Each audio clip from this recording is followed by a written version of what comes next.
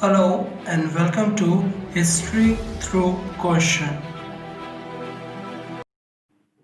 Today's topic is Indian Renaissance. Indian Renaissance or the socio cultural awakening. Okay ना ये जो socio cultural awakening in India है it was the result of the Indian renaissance जो in turn inspired है by the western concept of reason equality and liberty in तीन जो main concepts हैं that is the reason equality and liberty से inspire है okay now what does renaissance means renaissance means revival और the rebirth ठीक है और ये एक ग्रेट ट्रांजिशनल मूवमेंट था of the Europe transitional movement था ऑफ द यूरोप अब इस मूवमेंट ने क्या किया था यूरोप में इट स्वेप्ट अवे जो मेडिवल अनप्रोग्रेसिव आइडियाज थे जो मेडिवल अनप्रोग्रेसिव आइडियाज थे और उसकी जगह उसको सब्स्टिट्यूट कर दिया with the element of individualism material emancipation okay skepticism nationalism along with a more sound economic system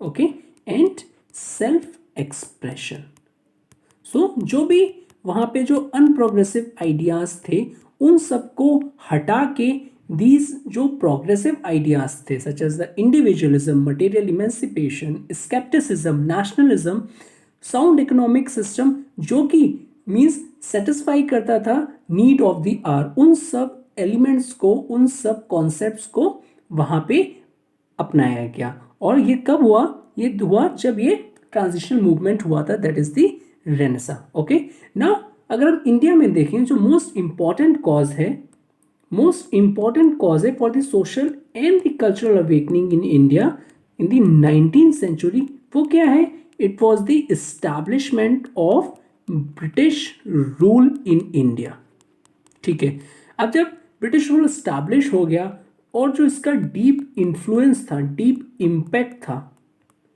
किन किन चीज़ों पे सारी चीज़ों पे सारे डायमेंशन में either the political economical or the economic, socio, along with the cultural life of the country. Okay, so अब इसमें क्या हुआ ये जो इन्फ्लुएंस था वो करने लगे थे हमारे political economic social cultural life में विच इन टर्न में जो कंडीशंस थी वो फेवरेबल हो गई थी फॉर द इंटेलेक्चुअल मूवमेंट और the intellectual growth in our country that is in India okay so जो liberal ideas थे जो liberal ideas थे of the earlier social religious reform movement के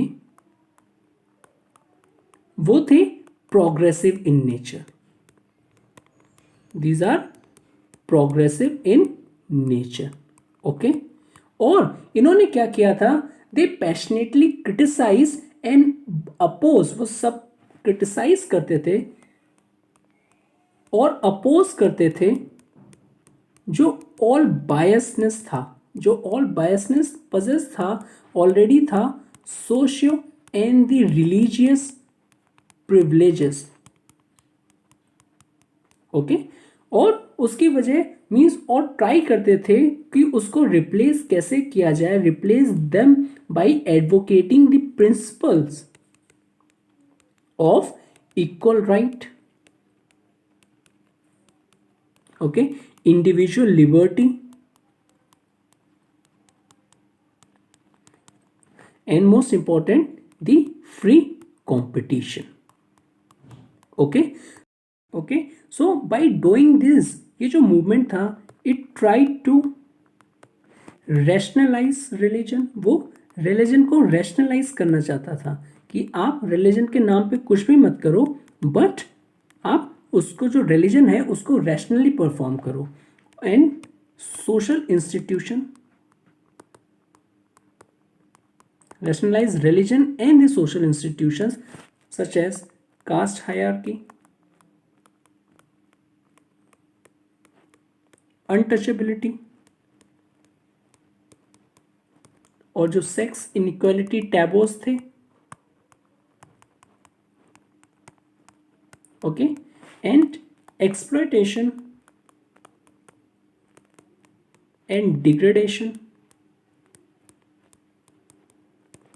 of women had the religious sanctions.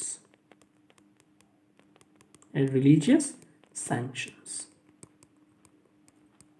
Okay. So now Indian Renaissance और जो civil society है उन्हें एक बहुत ही इंपॉर्टेंट रोल प्ले किया। ओके, नाउ ये जो इंटेलिजेंशिया थे, it played a decisive role in the history of modern Indian nationalism. कैसे? जो इंटेलिजेंशिया थे, दैट इज जो सोशल रिलीजियस रिफॉर्म मूवमेंट्स के जो लीडर थे, जिन्होंने स्टार्ट किया था, तो these intelligentsia played a decisive role in the history of modern Indian nationalism. ठीक है, तो उन्होंने क्या किया था? उन्होंने जो रोल मीन्स प्लेड किया था, हेल्प किया था उन्होंने इंटीग्रेटिंग द इंडियन पीपल। ठीक है, इंटीग्रेट किया था उन्होंने इंडियन पीपल को into the modern nation में, into the modern nation, और ऑर्गेनाइजिंग, उन्होंने ऑर्गेनाइज किया था various social religious reform movements को, सोशल रिलीजियस रिफॉर्म मूवमेंट को। ओके, सो फिर क्या हुआ? तो it is because of this it created the first Indian renaissance in the country. Okay, so they in fact assimilated the modern western liberal ideas with the Indian cultural past. तो उन्होंने क्या किया था? विच in turn जो Indian renaissance जो था हमारा, ठीक है, उन्होंने एसिमिलेट किया था जो मॉडर्न वेस्टर्न जो लिबरल आइडियाज हैं with the India's cultural past से, जो हमारा इंडियाज का जो कल्चरल पास्ट है, and eight the same times fully understood भी किया था उन्होंने जो कि प्रॉब्लम्स हैं, जो कि प्रॉब्लम्स हैं ऑफ द रुडिमेंट्री इंडिया, जो कि हमारी इंडिया की उस टाइम की जो प्रॉब्लम्स थी, such as the society evil, जो सोशल इवल्स जो प्रिवलिंग थे, such as the untouchability, caste hierarchy, इन सब चीज़ों को ओके अंडरस्टूड किया था जो प्रॉब्लम्स ऑफ रुडिमेंट्री इंडिया है। Now let's see some of the important social religious reform movements and the leaders which played an important role or considered as the makers of modern India. The first is the Raja Ram Mohan Roy and his Brahmo Samaj. Second is the Manav Dharm Sabha.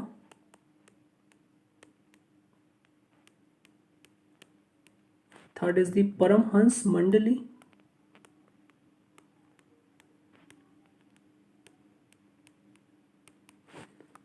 Fourth one is the Prathna Samaj.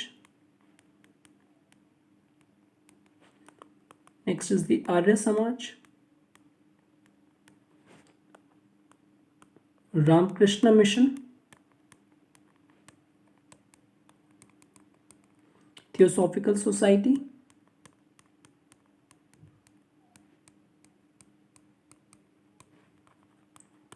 Young Bengal Movement. And so on and so forth. So these are some of the prominent social religious reform movements which played an important role, although we will discuss in detail when we do social religious reform movements as a separate topic. Okay, now let us see some characteristic or the main features of the Indian Renaissance. Okay, so during the first half of the 19th century जो aim था वो क्या था? Intellectual attacks were the existing जो social and जो cultural evil थे that was prevalent in the society, okay, and the malpractices, okay, malpractices such as the obscurantism, superstitious जो अंधविश्वास था, irrationality जो कि डीपली एम्बेडेड थी हमारी सोसाइटी में, ओके। सो जो इसके अलावा जो उन्होंने मीन्स यूज किए थे for the propagation of ideas at the same time for the creation of the favourable public opinions, वो थे द अर्बन कम्युनिकेशन चैनल्स जो यूज किए थे, means that is the urban communication channels such as press का use किया था, वो lectures देते थे to generate the awareness. Various sabhas were also organized. At the same times, propaganda network was also used. Propaganda network was also used. So, जो Indian Renaissance था was started under the influence of the Western thinkers. Okay, so जो main feature है of the Indian Renaissance are a new way of studying the India past, new way of studying the India's past. जो second important feature है इसका that is reinterpretations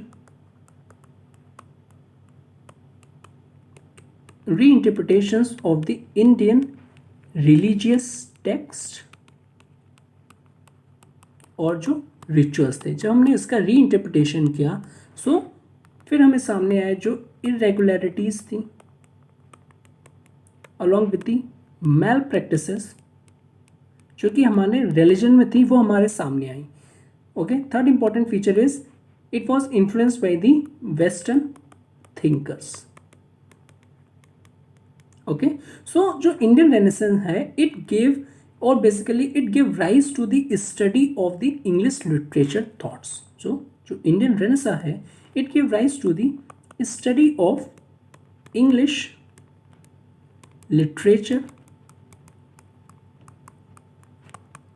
thoughts, various philosophies along with the book of history, okay। और at the same time जो हमारे जो political movements थे, ठीक है, जो हमारे जो political movement हैं, okay, it has some influence, उस पर भी इसका influence है, there is a social religious reform movements का। और later हमने during the course of the India's struggle for independence में हमने देखा था that it was the perfectly adopted by the there is a social religious reform movement, so उसके features that was perfectly adopted by the political movements. So this is about the Indian Renaissance. If you like this video, please do like, share and subscribe, and thank you very much for watching this. Have a good day.